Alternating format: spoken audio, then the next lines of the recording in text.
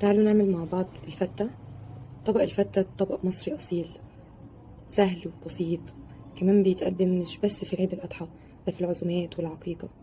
بس قبل ما نبدأ تعالوا أقول لكم على من تجربتي يعني على أنواع القطعيات اللحمة. قطعية اللحمة اللي بتدينا شوربة حلوة، أول حاجة الرقبة، ظهر الفخدة، والموزة. أنا النهاردة هعمل معاكم الموزة. تعالوا نبدأ مع بعض بسلق اللحمة. هحط معلقة زيت، وبعد كده هنحط اللحمة، بس لازم تكون الحلة سخنة كويس جدا. أنا هنا بعمل في حلة الضغط عشان الوقت ضيق معايا، بس طبعا ممكن نسلقها في حلة عادية برضو.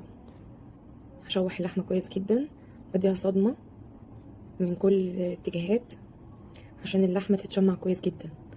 بعد كده هحط فصين حبهان واشوحهم عشان ريحتهم وطعمهم ينزلوا في الشوربة، واحط فلفل مجروش او حصى علشان ما يغيرش طعم لون الشوربة. بعد كده هنزل ببوكيه جرنيه، طماطم وبصل وجزر. نزلت بعدها بمية مغلية مش من الحنفية. بس كده هقفل بقى الحلة